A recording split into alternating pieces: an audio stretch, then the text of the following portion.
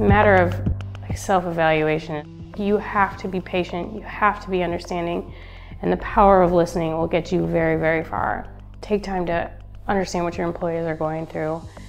Be just a sounding board for them, and then you'll learn. You'll learn what you need to do to take charge, to kind of lead the brigade. And I think that's probably the most valuable thing, is just the power of listening. It's a lot of hard work, and you know it's going to be a lot of work, and you know it's going to be a lot of hours. Even knowing that, it's more than you expect. And it's a lot of energy. So those are really the challenges, is managing your time effectively. And really, because we've built this so much as a family, so you're now taking care of so many other people that you don't, it's one thing to let yourself down, but it's another to let all the people that you've hired down. You know, every month the ladies make fun of me because I start to worry a little bit. You know, we got to make sure that the money's coming in. But just taking a little bit calmer attitude and leaving it up to fate, or understanding that you are doing everything you possibly can. But I think overall, every challenge we face has made us stronger, made us who we are today, and you learn a lot from it too. If I could go back and have 15 minutes with myself before I launched this crazy idea, first and foremost, I would get an accountant right off the bat. They're incredibly valuable and helpful, but that's something that people typically think of, you know, as you're further down the road. But to get it right off the bat really helps with your planning and looking forward to your future.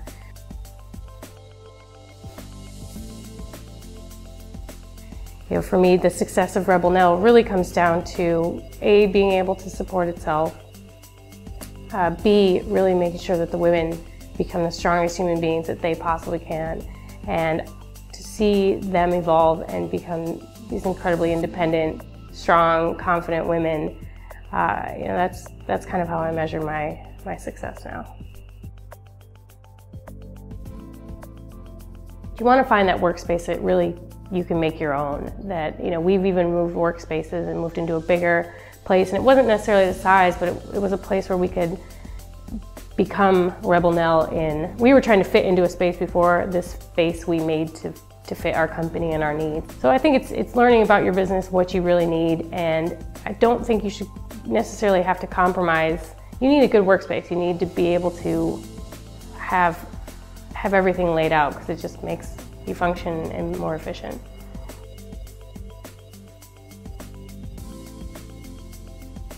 Diana and I had exhausted all of our financial resources in the very beginning, just testing out ideas, kind of meeting with certain people.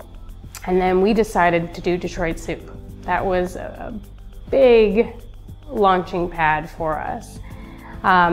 We were fortunate enough, we won in July of 2013. We won $1,500, which, you know, you hear about investments and that doesn't seem like a ton of money, but for us that was a ton of money, because we were then able to take all that money, make a bunch of jewelry. Diana and I started out making the jewelry on our own, and then we turned that $1,500 into $8 grand when we had a big launch with PR behind it at Dally in the Alley. It wasn't necessarily even the financial investment, it was that everyone there voted for us. So that was the vote of confidence we needed to know that our idea wasn't totally crazy, that other people believed in us as well.